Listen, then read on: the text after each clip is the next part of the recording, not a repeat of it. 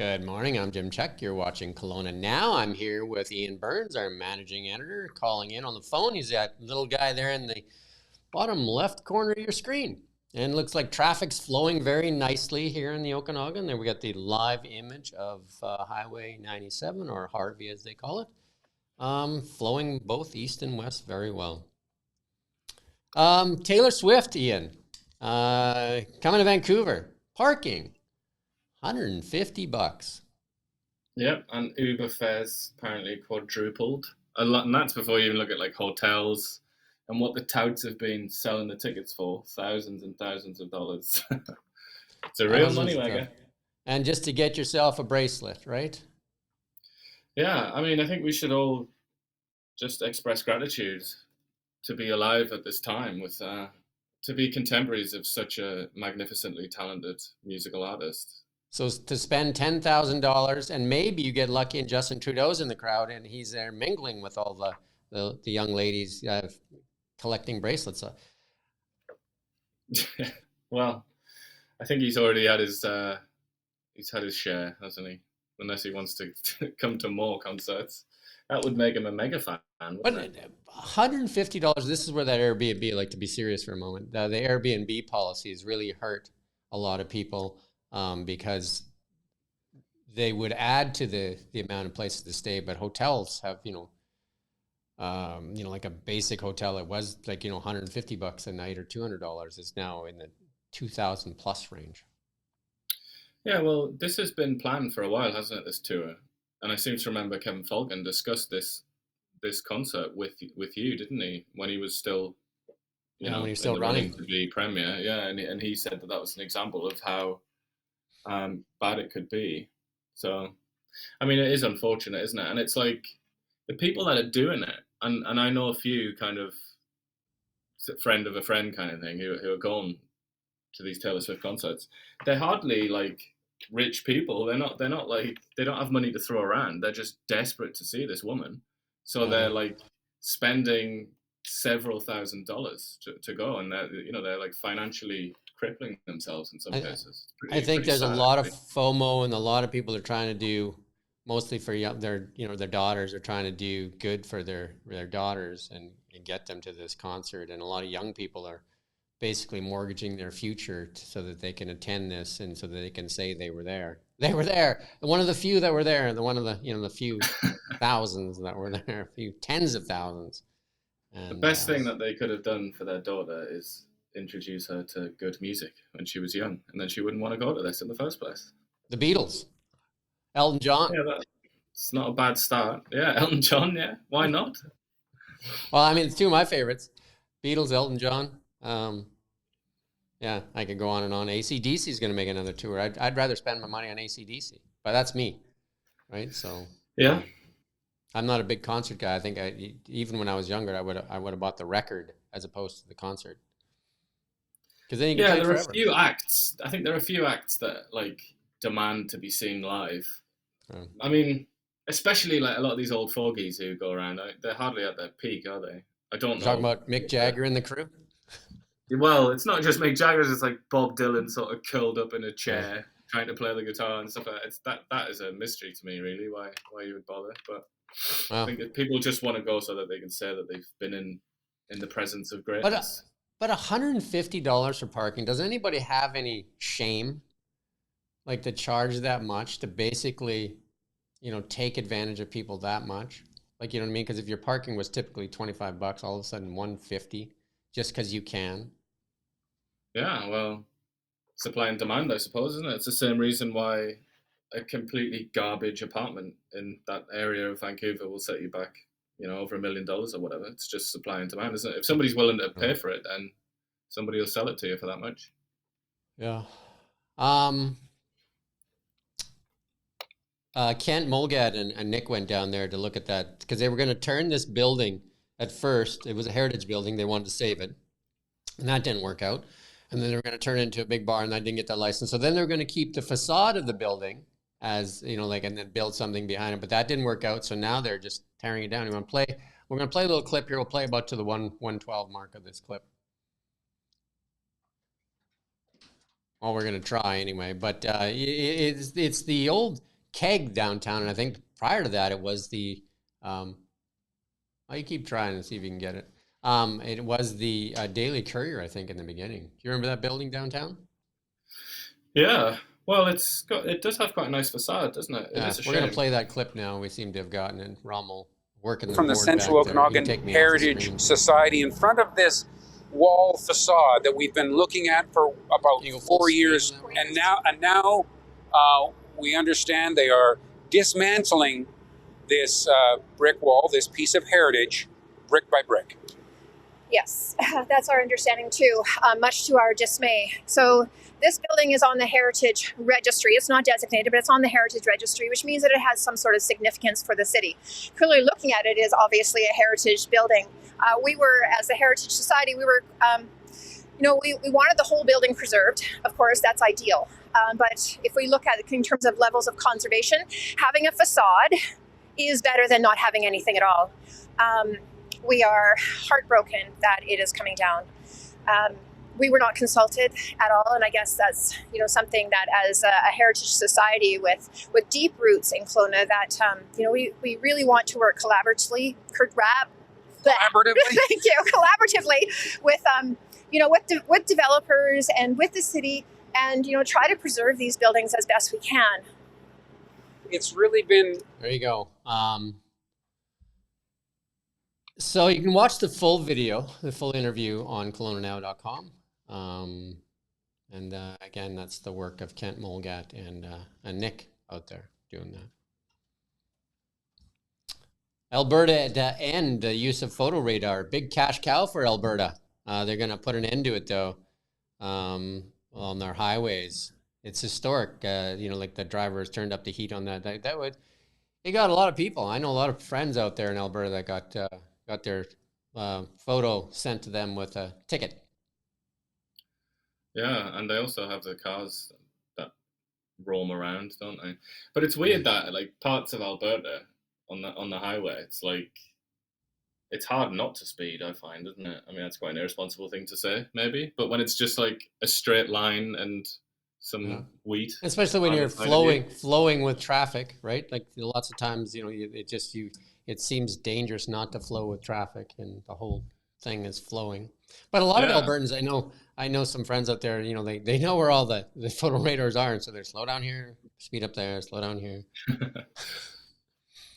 Yeah. So, and the really big news that's all over X and all over everywhere.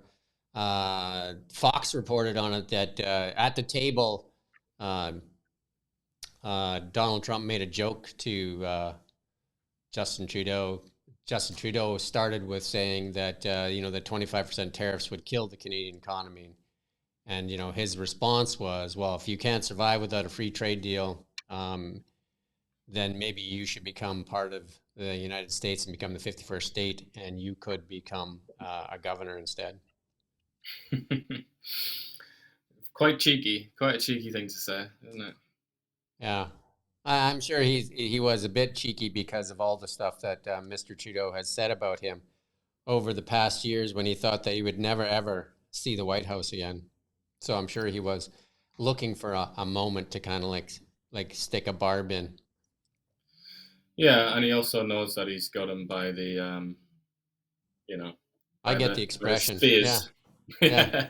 I get and the I suppose expression. Trudeau he's having now to behave in a servile way to Donald Trump, and it's actually pathetic, isn't it? It's pitiable to see the way that he has to behave now, because that he is not happy about it, and that Trump is like reveling in that power that he has over Trudeau. Well, I mean, if you go back and play, I mean, he did it to himself. If you go back and play all the clips that he's done using even Donald Trump's name as a slur against Pierre Poilievre, like over and over and over again, not just him, his MPs using that word like it was like the most hateful word ever, and trying to attach it to the leader of the opposition party.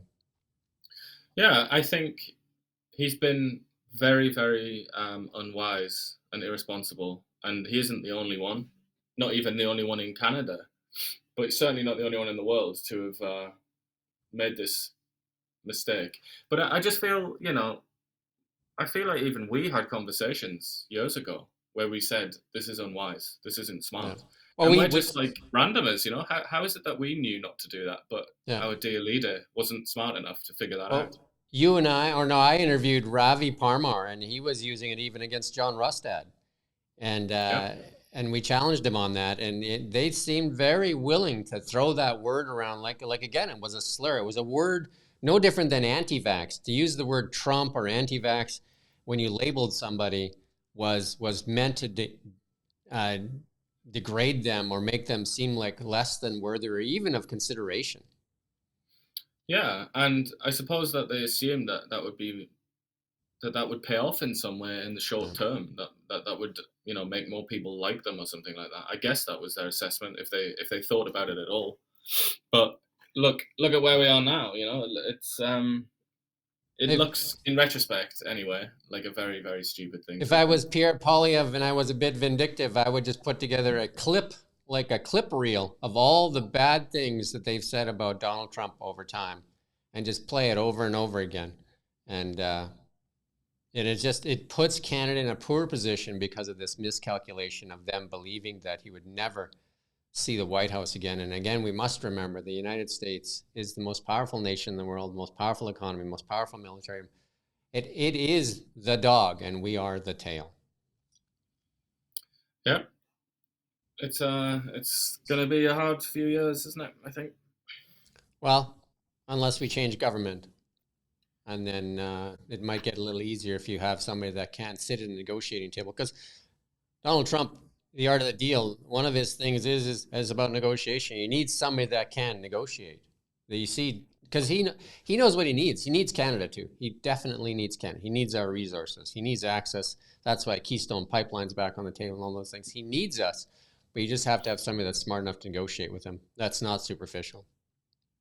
Yeah, I think we are indispensable. We are the indispensable country in terms of American foreign relations because and we've discussed it before, they just cannot have a situation where Canada is not extremely close to them because it's like it threatens their country. Just play this out in your mind. What they need from Canada is what Canada is richest in, and that's our resources.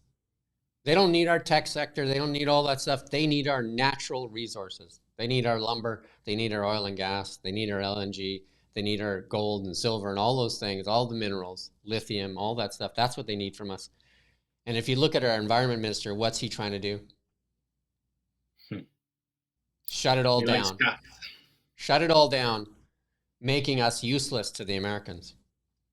Well, he would argue that that's not his position, but that he wants to cap emissions. But it gets to the point where that, you know, that becomes has a similar meaning, doesn't it? When it comes to like new investments, if you're going to have this cap, it's going to spook investors big time, isn't it?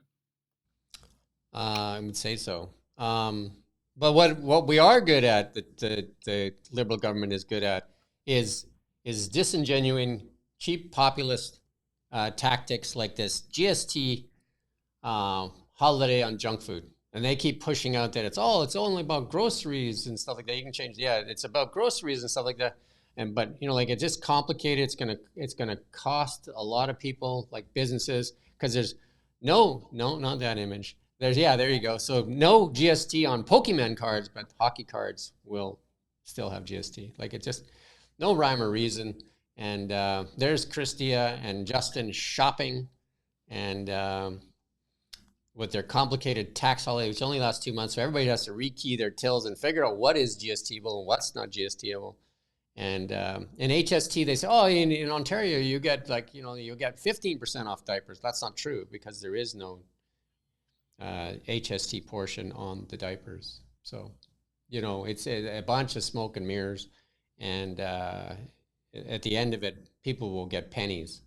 But think of all the time, energy, and divisive politics that they've done for this 2-month GST break. If they really want to make a difference, why don't they take it off permanently? You know, off food in general, just all food, whether it's snack food or restaurants, just take it off permanently. A 2-month thing, like what does that do or anything other than complicate it for businesses and end up with a few $100 in somebody's like less, you know, it doesn't make any sense to me. Yep, but I think that when they announced it, they thought that it was going to be universally well received. That seemed to be the impression. When Trudeau announced it, it was almost like he was announcing a moon landing or something. But it seems to have gone down like a ton of bricks with some people, quite a lot of people, I would say. Well, people with common sense for sure, because I mean you can see right through it, and that's the issue that I have. It's most of the stuff they do is disingenuous, and it's just superficial, and it's populist, and it's nonsense. And we got a little clip to play here from one of the Liberal MPs there, talking about how Pierre Poilievre is getting in the way of them getting their tax break, which we know is not true, because it doesn't really matter what Poilievre says, because he doesn't carry the weight. It's the Liberals and the NDP. Play that clip there. On this side of the House, we are excited to deliver a tax cut for Canadians. And for the mom who has to buy diapers and groceries and a car seat, this is meaningful for her, Mr. Speaker. Who it's not meaningful for is the leader of the opposition, because when it comes to supporting everyday Canadians, he would rather support himself than give them a break over the holidays. That's so disappointing, and Canadians across this country are disappointed in him. Thank you. I'm not sure how they say all that stuff and can look at themselves in the mirror in the morning. I would imagine that when they devised this plan, that a large part of it was that we can use this as a stick to beat Poilievre with. So I'd say that it's like inextricably linked really to this policy, but because it hasn't been received as well as they might have expected it to be received, it's therefore not a very big stick. So Poilievre's kind of getting away with it. You know, in a nation where healthcare is one of our, like, I think you had it in 5 things too, a lady waiting like 2.5 years for a scan. Like, healthcare is in crisis here. And the thing that you do to help Canadians is take the tax off things that actually will increase bad health, you know, like off junk food and beer and wine and, you know, like just like Skittles and candy bars. And yes, they'll throw in a rotisserie chicken, right? But because it's prepared foods. That's what it's really coming off of, right? Prepared or snack foods. It's not coming off groceries. This is the line they keep using. They keep disingenuously saying, we're taking the tax off groceries. There is no tax on groceries. I mean, I suppose some people would consider frozen food and things like that to be groceries. They would. Yeah, but frozen food, there is no definition. That wouldn't have tax on it, frozen food. It's prepared, ready to eat foods where the tax is that's being removed. I mean, that's what I mean. Sorry, I mean like a frozen pizza or whatever, a frozen lasagna that's already been prepared. Yeah, no, those there would be no tax on those foods. It's only if it's ready to eat. That's why the rotisserie chicken, like I'll give you the lobster example one more time. If the lobster is cooked, taxable. If the lobster is cooked but cooled, non-taxable. Even though you can eat cool lobster. Because it's not ready to eat. What's that? You can eat cold lobster, can't you? You could, but it's not technically called. So raw lobster, no tax. Cooked lobster, tax. Cooked and cooled, no tax. So it isn't on frozen foods. It's not on groceries per se. Not on like 98% of the groceries that are not in the like snack food aisle. Like snack foods and prepared foods, ready to eat, is where the tax is. And why the rotisserie chicken is because it's hot, ready to eat. That's why it's considered a taxable good. Doesn't make any sense. Right. I don't know who made those silly rules to begin with, but why not remove it from those prepared, healthier foods, like permanently? Yeah. Well, there's also takeouts, isn't there, that they included on that? Again, prepared, ready-to-eat foods. But, no, I know I'm saying it's prepared, but it's also not usually the healthiest food either, is it? So. No. Like, yeah, how many pizzas can you eat and maintain any kind of health? Do you know what I mean? Like, I'm not saying you shouldn't eat pizza, but I'm just saying, like, you shouldn't eat pizza every day, right? I mean, we're going to get to a piece here later, and we'll talk about all the landfill stuff. But you found the meme of the day, though. So Ian is full credit for the meme of the day. You know, cancel the carbon tax? No way. Saving Canadians 40 cents on a rotisserie chicken for the holidays? You got it. I don't know where you found that, but yeah. found it in a post by Christia Freeland. She posted a picture of herself at a grocery store buying a tin of something at a checkout. Yeah. And the first response, which had 2 or 3 times as many sort of likes, was that. Right. Yeah. So I don't understand. Like even the CPA should be at the table here, like the body, and should be talking about this and how this is just like tomfoolery for Canadians. It's also because of, that we've just illustrated that with that conversation that we had about trying to clarify what is and isn't included. When you look at the actual list, it's pretty vague. Like these conversations are going to have to be had again and again and again just to find out what is actually exempted. Most stores are going to have to go through this list of what they take the tax off of. Like it's off newspapers, and it just was a cut and paste, because really what it's coming off of a lot of stuff that there is, like you in Ontario, you guys have HST, but a lot of the stuff HST doesn't apply. The HST portion, like the provincial side of it, doesn't apply to diapers and stuff like that, and so they're not taking it off of diapers. It's never been on diapers. Yeah. Why not take the GST off of diapers, period? That would make a lot of sense, wouldn't it? Wouldn't it? It's funny, there's a lot of conversation about so-called period poverty, which is like women that can't afford tampons and things like that. But there's also diaper poverty, isn't there? There are people that can't afford diapers. So yeah, I mean, it's a very good call. You could play a little game here and say, like, sitting around the room with the Liberal think tank there, with Justin sitting at the throne there, throwing around a number, like, how much should we give Canadians? How much would it be to buy some popularity back in the polls? Like, how much do you think we can do? And then somebody said $250. Well, people are going to complain, then everybody gets it. Well, we'll make the thing $150,000 so most Canadians get it. And well, I think the reason that he's done that, 150K, the reason he's done that is because they are very, very scared of losing Toronto, the Liberals, based on that by-election, where they lost like a proper. Well, that's what I'm saying. So they sat around and they tossed some numbers around with no real I don't know if they got their vibe session. Remember, they got that from the social media influencer, not an economist. Maybe they have social media influencers sitting around and saying this is what Canadians want. Yeah, maybe. Because it sure can't be common sense. But anyway. Yeah. We don't have a lot in the markets today, other than I did put Bitcoin in France. They want to tax the unrealized capital gains on Bitcoin. Tricky. I don't know how they're going to do that. Well, there's a will, there's a way, right? I guess you would have to use a pretty sort of mainstream medium to obtain your Bitcoin and store it. But a lot of people do it in a way that it's not really evident to anyone, is it, where it is? Yeah. So Bitcoin down a little bit today. Off a little bit. It's at 94,000 this morning. And then gold is up about $10 this morning. I mean, things are just chopping around here as we get into the Christmas holidays, and a lot of traders will start taking time off and that. So we won't see as much activity in the markets as usual. So it'll get a little quieter as we move into the Christmas season here. Big news out of South Korea, though. Big news. He invoked martial law for the first time since 1980. And this is what this martial law means. All political activities, including the activities of National Assembly, local councils, and political parties, political associations, rallies, and demonstrations are prohibited.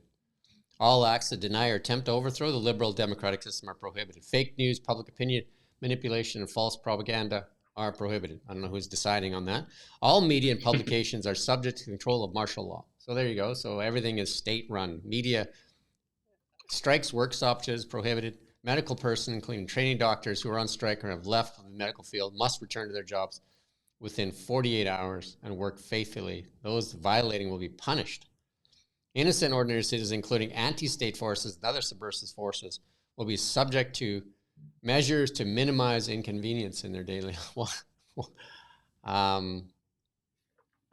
Yeah. Pretty intense.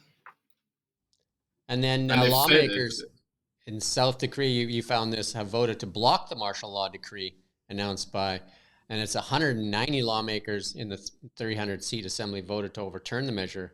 So what does that mean? So is this a dictatorship or is this a government, I guess, is the question right now then? Well, apparently there's a legal obligation for the president to obey the National Assembly, but whether or not he does remains to be seen because he hasn't been heard of. But we should say, he's claimed that the country is under sort of serious threat from North Korea and infiltrators or something like that from North Korea, and that this is necessary to kind of save the country. Well, So it doesn't I seem guess to he have has to put his case forward. it doesn't seem to have convinced the 190 lawmakers there. And I mean, we've seen similar like these tactics being played out recently in the world, and it just seems odd that all of a sudden martial law, like it just, wow. There you go, controlling the press. That's what, you know, there's some issues. Why couldn't the press speak? Seems odd. Well, during during emergencies in Europe, for example, and in the West, the press has also been kind of limited, or and that's always worked out not very usually well. by decree like that, but usually usually they cooperated. Like, for example, the American press was very, very pro Roosevelt and pro the war during the Second World War. They didn't reveal that Roosevelt was disabled, things like that. They kept a lot of secrets to protect the state. But yeah, I mean, this is like barking orders at the press, isn't it, rather than working with them? Correct. So here we go. We're talking about this garbage. It's Canada's largest city says they got more garbage than they can handle. But hey, let's take the GST. Let's take the GST off of everything. You ever seen what you get when you order from McDonald's or something? Like you order like a fries and a burger and a Coke or whatever it is that you get with it, and like the amount of garbage that's created out of that one meal, because you have the burgers in a box, the fries are in a container, and then pop and that is in a cup, and then it's all in a bag, and then they throw a bunch of napkins in there. Yeah, and sauces and things as well. Yeah. But I'm just saying the amount of garbage, and a lot of the younger generation is all about this takeaway, as they call it in England, takeaway, or takeout, or skip, or whatever you want to call it. And the amount of garbage that's created from all this junk food, and it's just like, you know, if you go to buy some of these snack foods, some of them have like such thick plastic, you almost have to use a knife to open it because you can't open it yourself, right? Like, you know, like when they wrap pepperoni up, like, oh my God, like that's thick poly. You could probably insulate your house with it. Yeah, plastic, I mean, it's great and necessary, isn't it? It has improved our lives in a lot of ways, but I think, yeah, it does appear to be overused, especially when there's like, usually, in most of these cases, paper is an alternative, isn't it? That's immediately available. But I mean, if people did a little more home cooking, like if you think of what cookies or bread, like, you know, one of the couple things people buy normally, and if you bake cookies at home, there is, you know, like if you're using a bag of flour, there's not a lot of waste per 12 cookies, like garbage created, unless you're a bad cook, and then all the cookies will be the garbage. But if you're buying the cookies from the store, and, you know, like the packaging, it comes in and it's sealed and wrapped, and like, you know, you basically have to, you know, again, get a pair of scissors or a knife to open that cookie container. Yeah. Yeah. Or if you even think of a TV dinner, your frozen TV dinner that you were just talking about, it's in a box, and then inside the box is a foil thing, and then inside of that it's got a plastic wrapper on top, and that's why we have piles of garbage. Yeah, I also think though this problem is, it's like the declining competency of, well, basically everyone really, but municipal authorities, provincial authorities, you name it, they are just increasingly incapable of doing the most basic things, like make sure that there's no garbage on the streets or something, you know. And this is because this is also happening in Ottawa, and I know it's happening elsewhere. They've just screwed up their plans, basically. They didn't plan properly, so now the landfills are filling up, and so they don't really know what to do. So they just cut your limit. They cut it right down, so you can only put a certain amount of trash on the street now. And then they also, yeah, exactly. They just put it into like a public garbage can or something in a park. So you see that all the time. You see that in Toronto as well. But it's like, it says to me, it's just a lack of competence, really. And then inevitably, they blame it on climate change or the environment, and they say, "Oh, we're just trying to be good custodians of the earth." as if that is enough to kind of, So just you to know, play devil's forgive them advocate for here, their incompetence. if the liberal government, their number one thing is climate change, um, this movement on removing the GST off of junk food, which is heavily wrapped and like uses so much plastic and you know what I mean, like it just leads to people consuming more of that garbage, which would lead to more carbon release and piles and piles and piles Well, of I would say garbage. even worse than carbon is like plastic, just because it never really goes away, does it? Yeah. Well, I mean, some of it goes inside your body and gets trapped in there, so there's that. Who doesn't like that, right? Like a bit of microplastics through my veins. There you go. Who doesn't need that? In our AI segment, uh, this is a clip. I think we can play this at Mar-a-Lago. They've got themselves Donald Trump's got himself a robot dog watching over people. You can see the little Boston Dynamics dog there, surveillance dog. It's just in the foreground there. It's just underneath that lady there. And there we see it moving around now. Looks like a poodle. Look like a poodle, eh? Yeah, it's called Spot. About 2 feet tall and 4 feet long. Boston Dynamics, and obviously they're using these dogs and they're using these things in military applications. Okay, that's good enough for that. Yeah, they're So pretty there you lethal, aren't they? Because you can't like kick them over. You can't make them lose their balance. No, and some of them are packing heat. Yep. Wars are going to be grim in the future, that's for sure. Yeah, drones already showing us that. EV segment. The Tesla Model 3 long range, the Car and Driver 2025 10 best cars. Cheaper, better, faster, safer. Over and over and over again. Cheaper, better, faster, safer. There you go. And then in China, the Tesla record month for Tesla sales in China, 69,700 for the month of November alone. I wonder how they're pulling that off, because there are rivals in China that will sell you an EV for like pennies in comparison.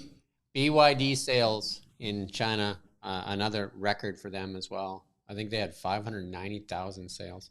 The legacy automakers are just falling apart in China. It's mainly an EV world out there. Like most, it's over 50% of new vehicles bought in China are EVs, and China is now the largest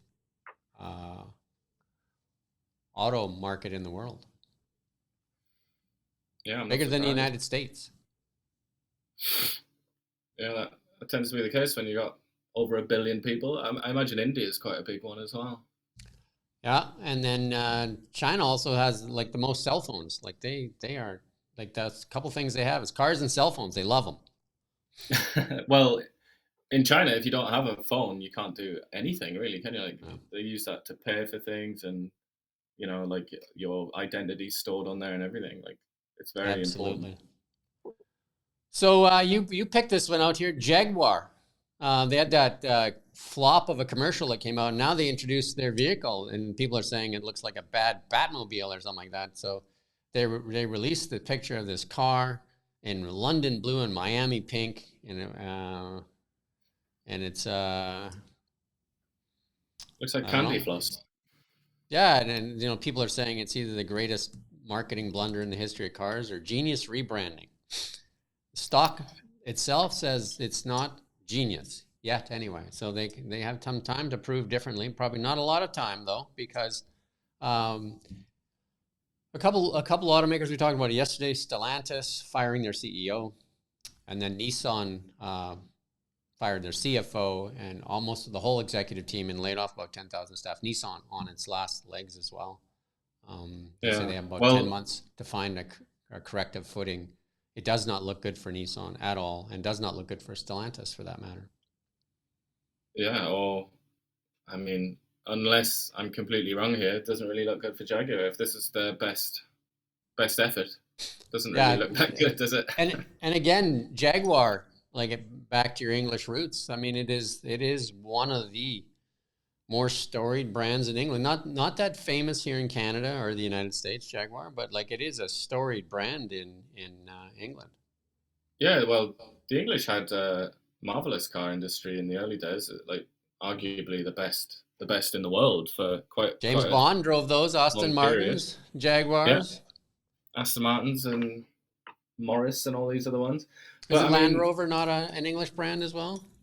it is, yeah. Land Rover are the company is called Jaguar Land Rover, but it's not really like a company, and it's not British anymore. It's owned by India. It's owned by an Indian multinational called Tata. Yeah. No, And the English had a really good like an automobile kind of like sector that seems to be, losing. Just like the Germans are like really in trouble with there's some of their brands as well. Like I mean, that's their biggest strength is their automaking, BMW and Mercedes. Like German, they all definitely, talk yeah. about German engineering. But then you think about the Land Rover, for example. I mean, they're notorious gas guzzlers, aren't they? They're just like big beasts. I don't really know what niche they're going to fill in a sort of market dominated by EVs. Yeah, I don't know. I know lots of female friends of mine. They just love the Land Rover. I'm not sure. I've never been attracted to it, but they seem to think it's like the coolest thing. And a lot of females seem to like the G-Wagon too. And I'm not a fan of the G-Wagon, but Well, I suppose the Land Rover is very comfortable and like luxurious, but also extremely expensive. I don't know if I've ever driven in one or drove one. I don't think I've ever driven one for sure. They're pretty cool. I mean, in England, they're associated with people like rural people, farmers, and that. Like the Wow. Queen used to drive one as well. It's almost like a part of the uniform if you're of the sort of the higher classes in England, and then it's kind of filtered down, and now it's become like people like them in England because if you're scared, like if you have kids in the car or something, people like to go around in a big tank. You do get obviously you get that with trucks. I think the equivalent in Canada is probably like an F-150 or something. Oh, probably an Escalade. You know what I mean? There Yeah, you go. probably, yeah. But Toyota's answer to the Land Rover was been the Land Cruiser, which is also a storied brand. People love the Land Cruiser, right? Yeah, and then you have like smaller versions as well, don't you? Like the I can't remember the name, the Toyota one, RAV4. Yeah, and I think doesn't Land Rover have like not that we would get into this, it's reminiscing about cars, but like Range Rover or something, or like they're Yeah, tiny that's Land just Rovers. yeah, and they can be very fancy as well. But they're really expensive cars, and it's kind of like it's like a brand. It's like if you're driving around in a Range Rover, it's a way to gesture that you're pretty prosperous. Well, when I was a younger man, I surely couldn't afford no Land Rover and no Austin Martin or no Jaguar, but I could afford an Austin Mini or an MG. Yeah, the Minis. That's a great little car, isn't it? Yeah. Okay. The Germans obviously took it over, though, didn't they? They swallowed Yeah. it up into BMW, I think, and then they made it into a bit of a beast. You could barely But cram yourself into an older Austin Mini. And then of course the MG was like, like if you're a mechanic or if you weren't a mechanic, you become a mechanic by owning an MG. yeah. But no, All right. some very, very handsome cars though, like come out of England. Lotus is another one, and Yeah. obviously They McLaren, had some really good cars for sure. Bentley, Rolls Royce. A lot of them are in the luxury sort of bracket, aren't they? Yeah. That's a Mick Jagger, I think, no? And Elton John in the Rolls, no? Yeah, well, and also a lot of sort of American rappers you see pulling up in customized like $3 million Bentleys or Rolls. You know what they're rolling up in now? Kim Kardashian? Cybertrucks. Yep. Custom made. Can you get a custom color or something now? Yeah, they wrapped them, yeah. Anyway, we should wrap this up. Let's use that as our cue to wrap it up. And then maybe we got to go and learn how to sing the Star Spangled Banner. But by the time Trudeau's done with his negotiations. Yeah, and learn how to file our taxes to the IRS, the most hated organization in the world. Well, for the Biden administration was going to arm them. I think that's going to get thrown out. Yeah.